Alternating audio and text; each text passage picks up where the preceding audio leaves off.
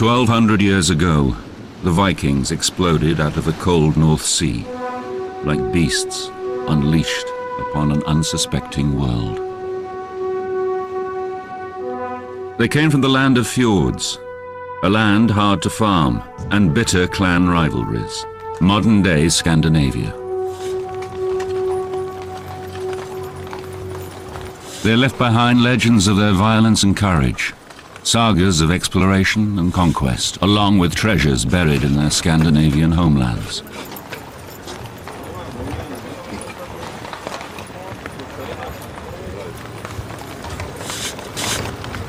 In 1880, Norwegian archaeologists made an extraordinary discovery, opening a window to the past and revealing for the first time how the Vikings truly lived and died.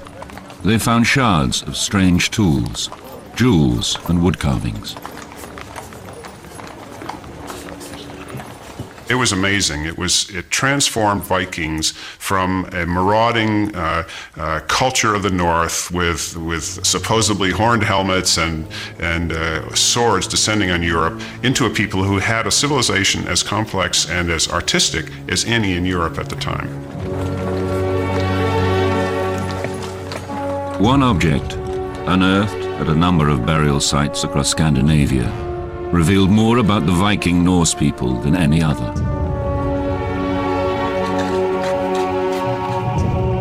A grave ship, buried as a tomb and filled with the goods its owner needed for his voyage to the afterlife.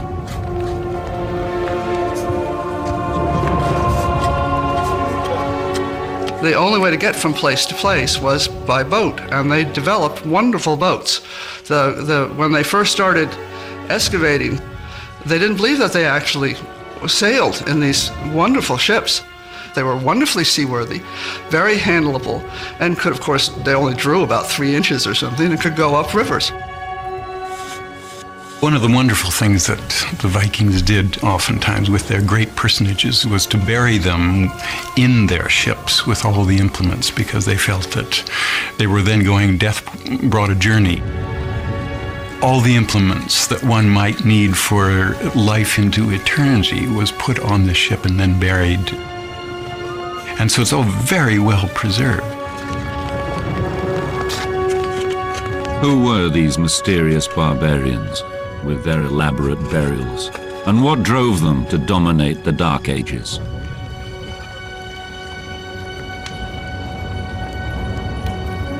Their story began in the late 700s in the uplands of Norway.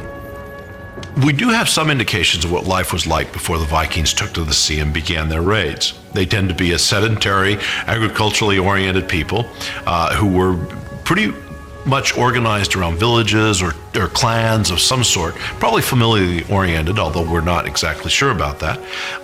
But they tended to have chiefs who ruled these little groups and sometimes had war in between them. But the Viking life was very much one of survival.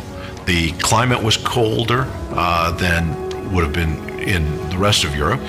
The weather could be brutal at times. It was probably difficult to stay alive, and that's an important point to make. At the dawn of the Viking Age, the family farm was the basic economic unit of Norse life. As farmers and herdsmen, they planted grains and vegetables during the short growing seasons and relied heavily on livestock. But peace in the Northland was coming to an end. The expanding Viking population needed more fertile farmland, and tensions boiled over. Inevitably, violence flared between the Viking clans. As the stronger attacked the weaker, raiders fell on farmers with axes, swords, and brutal violence. Land feuds erupted with utter lawlessness. Basically, a king was a man who had a big farm, and he had his bonders, his farmers, and his slaves. And whenever he felt like going and attacking somebody else, he just got all his guys together and went off and attacked them. The Vikings would run into the village, grab everything they could, take off again. So it's not terribly sophisticated, but very effective.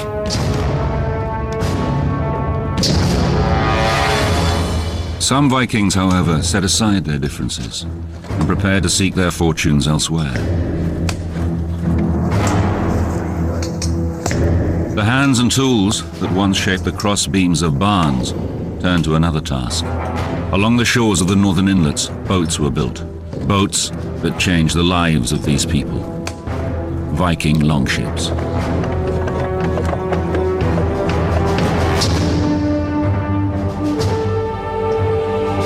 These extraordinary vessels, revolutionary in design, took history on a new course and launched an onslaught that dominated Europe and beyond for the next 3 centuries.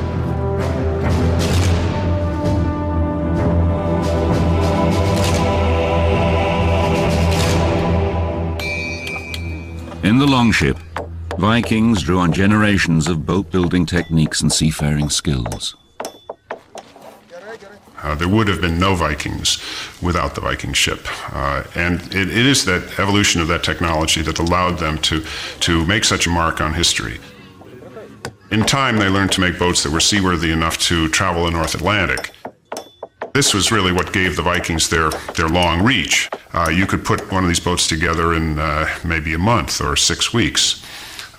And the design was always exactly the same. And they would make the boat either as broad as they needed for calm waters or as deep as they needed it for open oceans. And if they wanted a boat to go up the rivers of Russia or in Europe, a raiding boat that might go into the heart of the continent, they could make the same style, the same construction technique, but just a small version. They were light enough to be carried over portages, they could be dragged up rivers, and they could be sailed. And that was one of the important features because the boats were swift like lightning and there wasn't anything that could catch them. It's no longer a coastal vessel like many of the Mediterranean ones were. They would make the jump from Norway to Scotland and from the Faroe Islands to Iceland and from Iceland to Greenland over open waters that were far too dangerous for coastal vessels ever to take on. And the Vikings weren't frightened by this, and they had the technology to make it happen. The result was a boat with a low draft and high adaptability, a technological marvel for its day.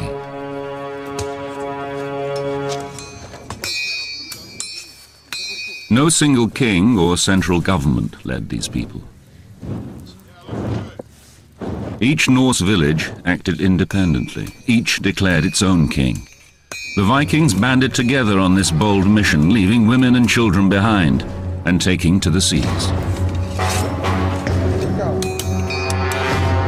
They were after plunder, so they armed themselves accordingly. Among the first victims of their raiding were the monks of Lindisfarne, home to St. Cuthbert's Monastery in June 793. Lindisfarne was one of the holiest places in the British Isles, rich with piety and with more tangible treasures. These monks their bells are ringing, they're going to mass, and up out of the sea come these dragons. And the Vikings came on them just like a storm and cut them down, carried off everything, and burned the place. The monks were met by hell. And they described it often as if the devils from hell are being unleashed on them. The Vikings were warriors, there's no doubt, but they lived by intimidation, fear, and terrorism. They were raiders. They weren't soldiers. I think they were extremely fierce and extremely greedy and extremely skillful. I mean, we think of these people as being barbarians, but in fact, I think the order of battle, the way in which they moved on a target in a very disciplined military way. The Viking warrior was a very simple war machine. It was a big, brawny Scandinavian, often dressed in leather, hide, armor. Each person was equipped with very simple tools, a knife, a sword, and a battle axe. And reportedly, it was the battle axe that was the fiercest of these weapons because the Vikings had tremendous skill in throwing these axes to, lop off people's heads or incapacitate them. The monasteries along the coast particularly appealed to the Vikings. because of their great accumulation of wealth and the passivity of the monks. The Anglo-Saxon Chronicle, begun in the late 800s, is the primary source of English history from the 5th to the 11th century. It records the terror wrought by the Viking invaders. The ravages of heathen men miserably destroyed God's church on Lindisfarne with plunder and slaughter. This attack on these monks and their treasures in 793 AD was an historical milestone, the first major Viking sea raid. But Lindisfarne and the other vulnerable monasteries along the coast of the British Isles were only the beginning. As the 8th century drew to a close, the Viking raiders set their sights on larger prizes. The major cities of Europe were about to feel the power and the fury of these Norsemen and the bite of their steel. The Vikings left Scandinavia to plunder. The 793 AD attack on Lindisfarne sparked an inferno of Viking barbarism that threatened to consume all of Europe.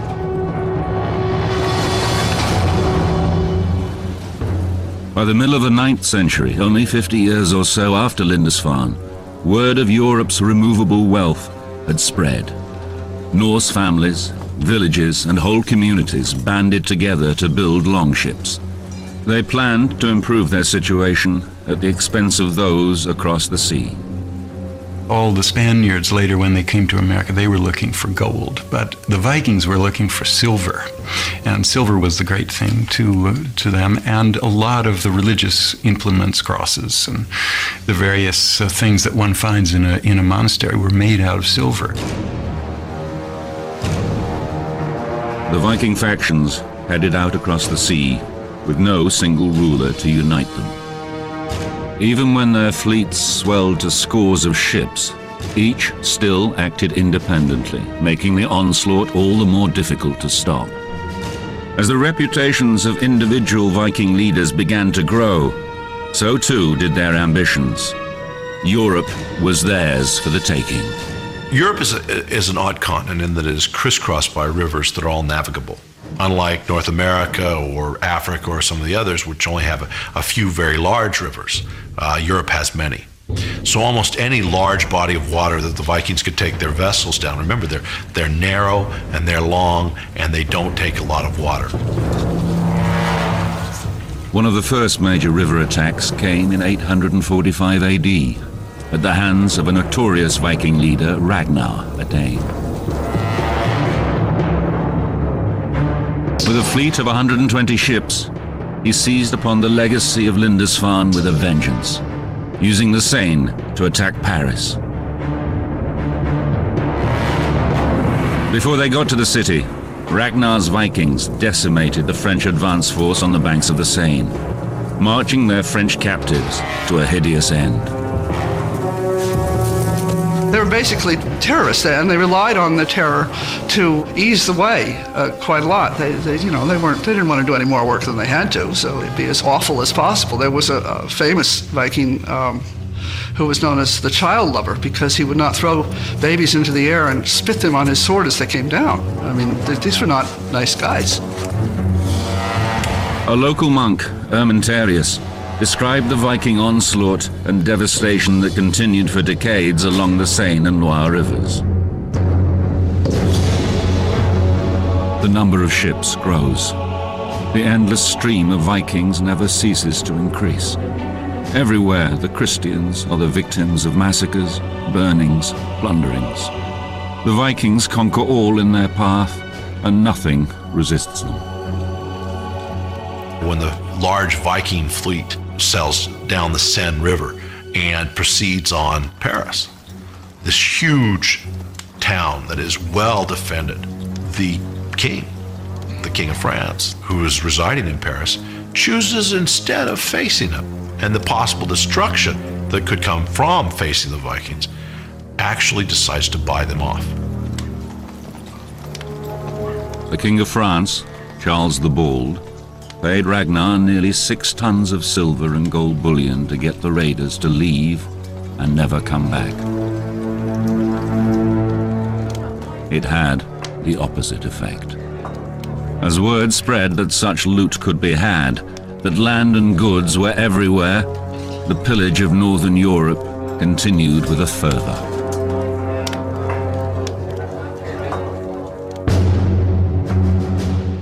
Between 790 and 1100 AD, Vikings followed every major river and water route into the heart of the continent.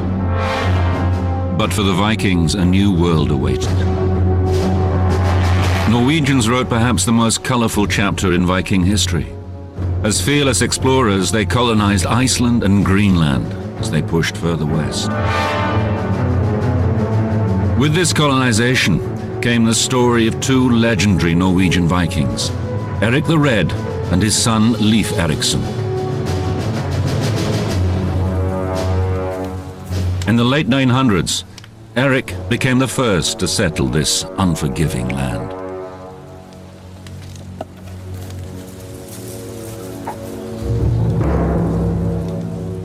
A fiery character, Eric was soon banished for 3 years from Iceland as well. He sailed west and settled on the east coast of Greenland. And so he begins to advertise this land, and he can't very well say, by the way, we only have a little bit of coastline that is at all habitable. So he goes over and says, we've got Greenland. It's covered in green.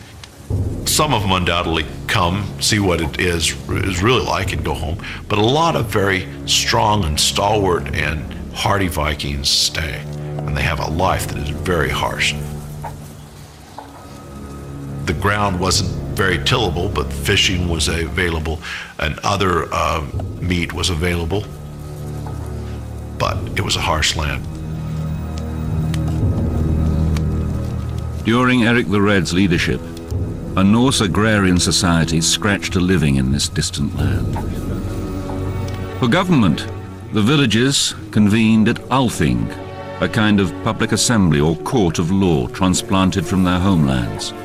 Here, free men had the right to speak in their defense and on issues of community concern. From this community of freemen came Eric the Red's son, Leif Erikson. Like his father, he yearned to explore. In the year 1000, he set sail.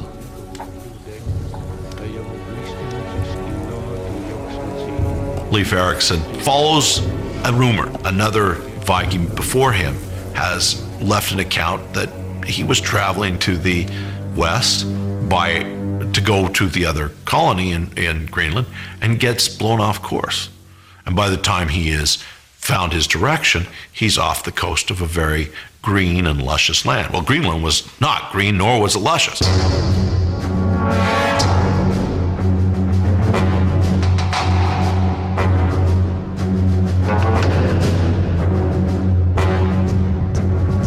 This is a fascinating thing and still very controversial in a way. I personally believe that America was discovered by the Vikings in or about the year 1000. Leif Erikson's village in Newfoundland has been carbon dated, for example, precisely to the year 1000 AD. So we know that Vikings were at least in Newfoundland and probably farther to the south than that.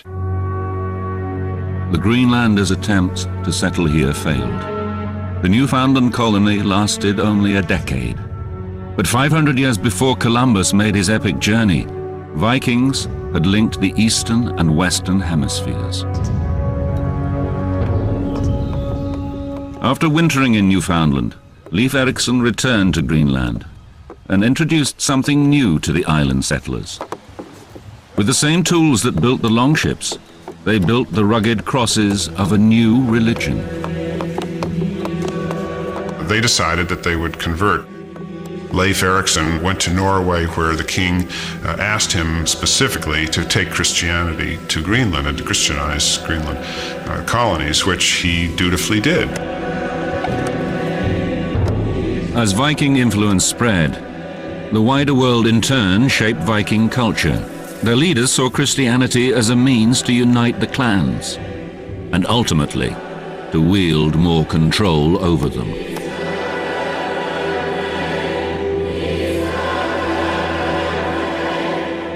At the dawn of the 11th century, 200 years after the attack at Lindisfarne, the Norse people still had no single king and little sense of solidarity.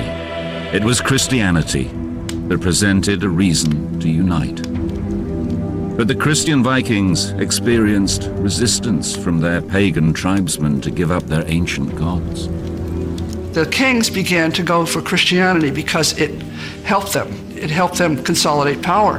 And they began to impose it on these people. And there was a lot of struggle. The people didn't like it. They didn't want to give up their old ways. They were afraid of giving up their old ways. There were some Christian missionaries that came on the island and went around and converted a few, but there were a lot of skeptics.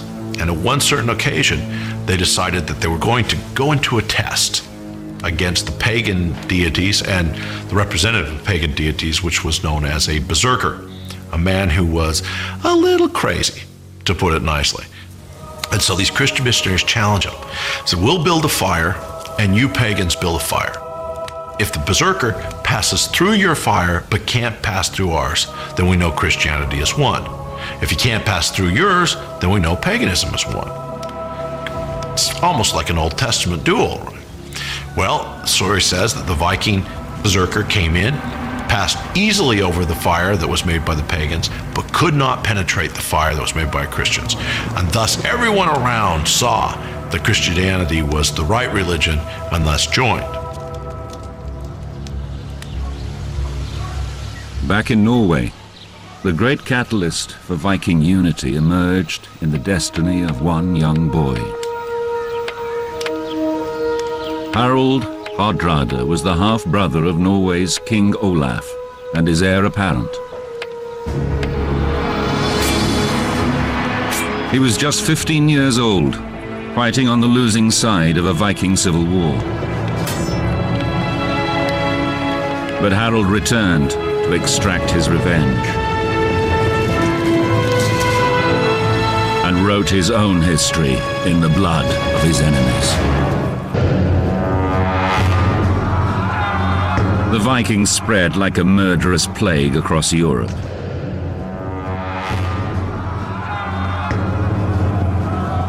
The first to fall were unarmed monasteries, but soon the invaders took terror deeper into the continent. Eventually, the Vikings turned upon themselves. Norway was locked in civil war. In 1030, the Battle of Stiklestad pitted forces loyal to current Danish ruler Knut the Great against Norwegian King Olaf.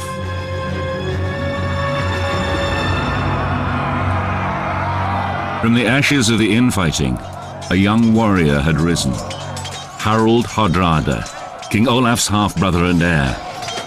In the middle of the 11th century, as Harald grew to manhood, he developed the ambition to lead and unite Norway. But first, he had to win the power to do so.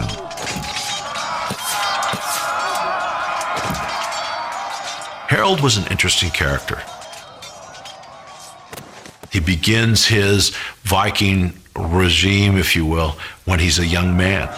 At 16, he's wounded in a battle that will eventually take his royal brother's life, and he is to flee. Harald Hardrada faced exile in the faraway northern lands. He headed to Sweden, and then eventually to Kiev, a thriving trading city in what is now the Ukraine. In 1031, he followed the route of the Swedish Vikings, who had established trading centers during the previous 2 centuries to access exotic eastern goods. The Swedes came as violent raiders, but stayed to become traders. Through trade, Kiev connected the Norse world with the wider world of the East. When they find coin hoards of this period, the coins are from all over the world. And they found like little statues of Buddha in the ruins of Hedeby. And these were the connections of these people. They're far more important because of this than because of the bash 'em smash 'em stuff. Harald realized that without a market for his plunder, his power was limited.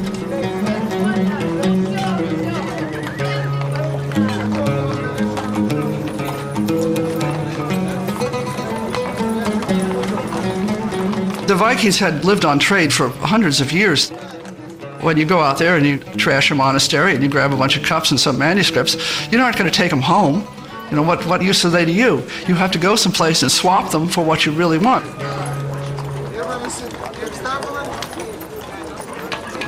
But material goods made up only part of the trading. The Vikings also dealt in men. As slave masters, they traded the men and women captured in their raiding parties. Women died in those days at an appalling rate in childbirth, so you had a constant resupply with women, and they would seize the girls and carry them off and undoubtedly rape them and then take them to slave pens and sell them off. But despite Kiev's economic lessons, Harold had not come this far to seek his fortune in the marketplace. He must also assume the mantle of a warrior and learn the skills that would make him a king.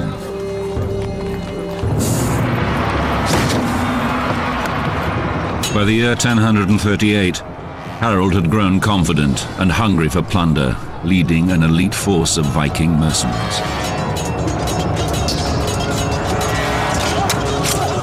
He fought on behalf of foreign rulers across the east, winning wealth and power as he prepared to return to Norway and seize the crown. In Sicily, Harold demonstrated his legendary resourcefulness. Harold's generalship is characterized not necessarily by great courage, but by great slyness. And this is a major Viking virtue, is rather than go and just bash people over the head, if you can be sneaky, you know, they prefer that. One of his tactics was they came to a city and they besieged the city, and he had his men capture the little birds that were flying in and out of the city. And with pitch and string, they attached little burning twigs to the backs of the birds and let them go. The birds flew back into the city to their nests in the thatch, and immediately started the city on fire, so they took the city. In King Harold's saga, 13th century Icelandic historian Snorri Sturluson told of the plan's effectiveness in conquering Sicily. At that, all the people came out of the town begging for mercy, he writes. The very same people who had been shouting defiant insults at the army and its leader for days on end. Harold spared the lives of all those who begged for quarter and took control of the town.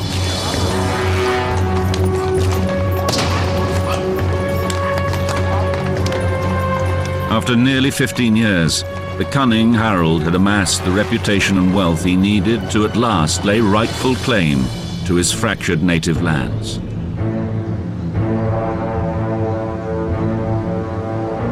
In 1046, he headed back to Scandinavia, a famous mercenary with the riches and ambition of a king, but without a title.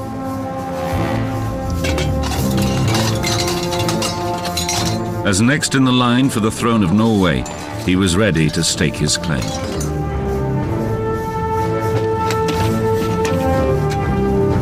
Problem is his nephew's on the throne now.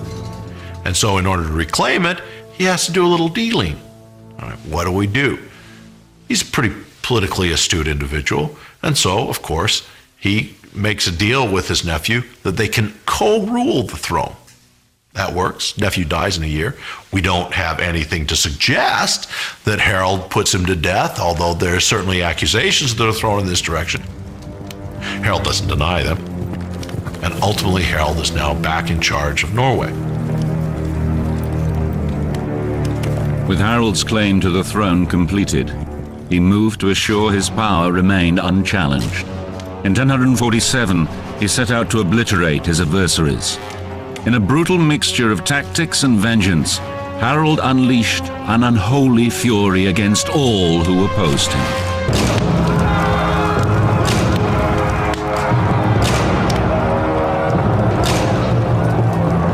In 1047 AD, after years of gaining power, Harald Hardrada became king of Norway. He ruled the Vikings through sheer force.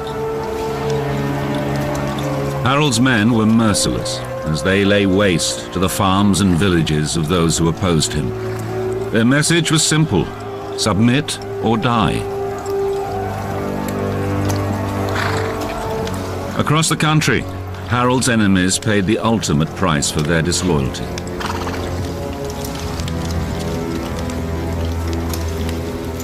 In King Harold's saga, the king celebrated his insatiable cruelty in his own words. I kill without compunction, and remember all my killings. Treason must be scotched by fair means or foul before it overwhelms me. The oak trees of insurrection grow from the acorns of treachery.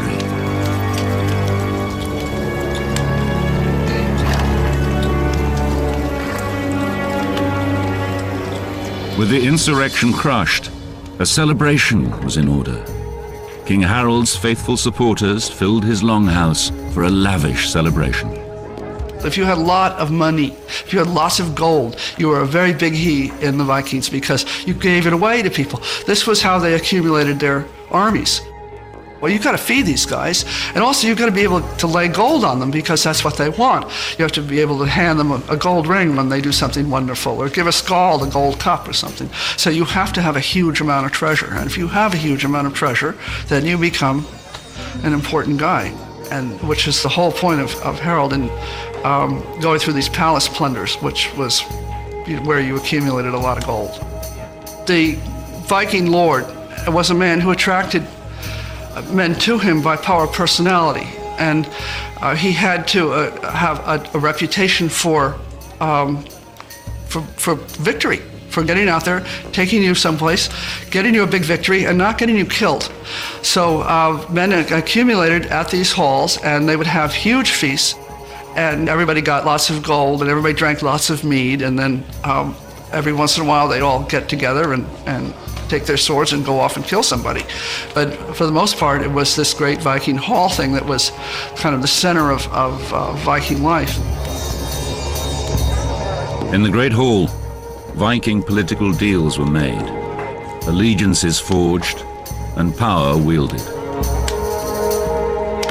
It was a very fluid system that allowed Vikings to take advantage of, whatever the situation was, and to move and reformulate.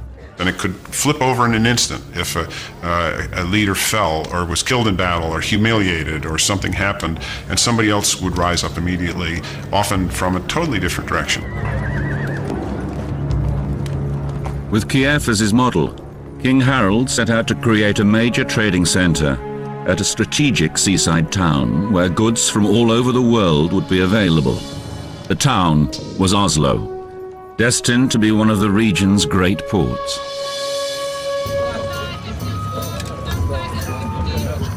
King Harold knew it was trade that would unite the Viking people and bring them the wealth and stability they desired. The markets of Oslo brimmed with goods from Viking farms, wheat and vegetables, furs and fabrics. Viking longboats brought back goods from all over the known world: spices, gold, textiles, precious stones, and slaves. Pottery and glass from Germany were traded, silver jewelry from France, and coins from the faraway Arab lands.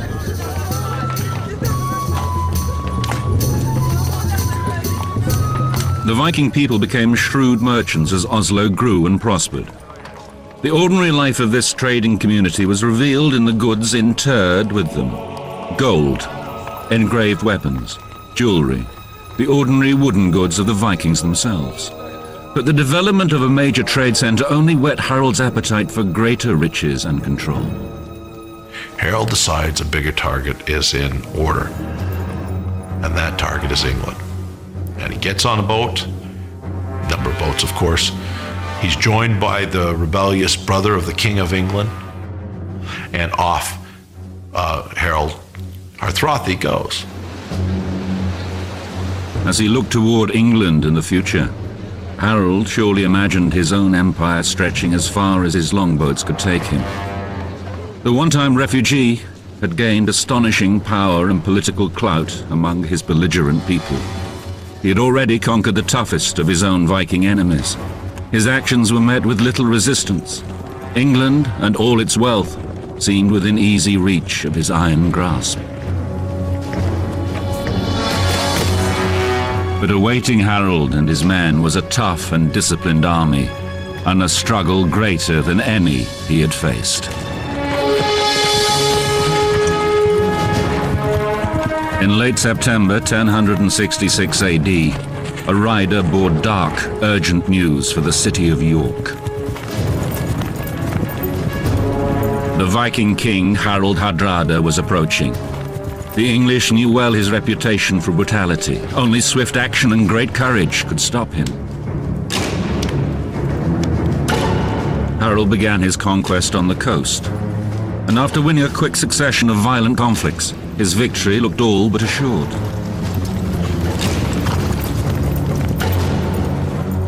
York seemed prepared to surrender. Harold and a contingent of his troops headed for Stamford Bridge, some 7 miles from the city. He'd expected York's leaders to pay homage and to present hostages as tribute.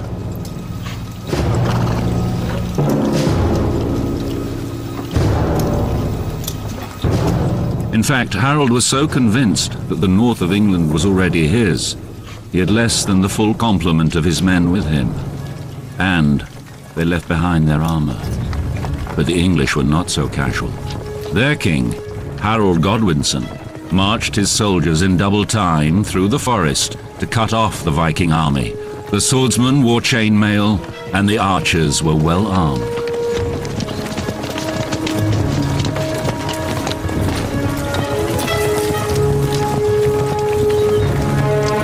When the English army shows up, at least the sagas tell us, they're completely surprised as they see the armor shining in the sun of the midday, coming closer and closer to them. They don't know who it is. But as it gets closer and closer, they recognize who it is. According to King Harold's saga to the Vikings, it looked like a sheet of ice when the weapons glistened. A fateful decision took Harold. Rather than retreat and wait for the rest of his troops to arrive from the ships, he wanted to fight. At one point, the English pulled back. Harold sensed victory, and his forces broke formation. There's a story. One warrior stood on the bridge and held off all the English. These were tiny, tiny armies, but that's not unheard of in the Middle Ages, where battles with large numbers of armies are not that common. According to King Harold's saga, Harold rallied his men with these words: "Carry your head always high in battle, where swords seek to shatter the skulls of doomed warriors."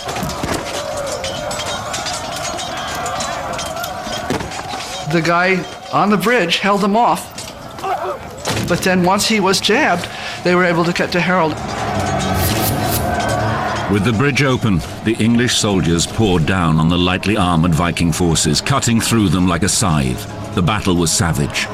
The Viking used all their skill and courage, but one after another the Vikings fell, their blood soaking into the English soil in an appalling slaughter.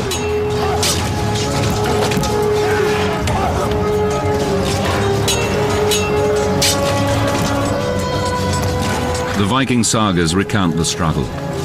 The fight-sharp leader's heart wavered not. The strong king showed all the greatest courage in the thunder of the fight. His bloody sword wounded the enemy to death. In the midst of the battle, an arrow, well aimed or guided by fate, lodged in the throat of Harald Hardrada. Harold's reinforcements arrived late in the day, too late. Outnumbered and outmaneuvered, the Vikings faced an almost total rout. By nightfall, the Viking defeat was absolute. Harald Hardrada arrived in England in September 1066 with thousands of soldiers and the grandest ambition, but found only ruin and death. Harald Hardrada had 270 ships to bring over his army from Norway, and only 30 returned. In the decades following, the Vikings continued their sporadic attacks, but none reached as far or came so close to empire as Harold at his last stand.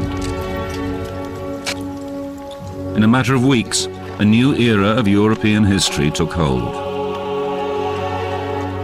By the time of Harold's death in 1066, Viking influence had spread deep roots throughout world culture, trade, and history, and sowed the seeds of Viking downfall, assimilation, their absorption into the lands they colonized, and the spreading, unifying force of Christianity brought about their end as much as any single defeat in battle.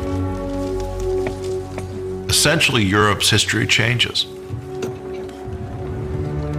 Russia is now Russia, land of the Vikings. The Rus were Vikings. Normandy is now land of the Normans. The Normans were Vikings. Ultimately, the Normans would conquer England. And so their legacy is extensive in the history of Europe.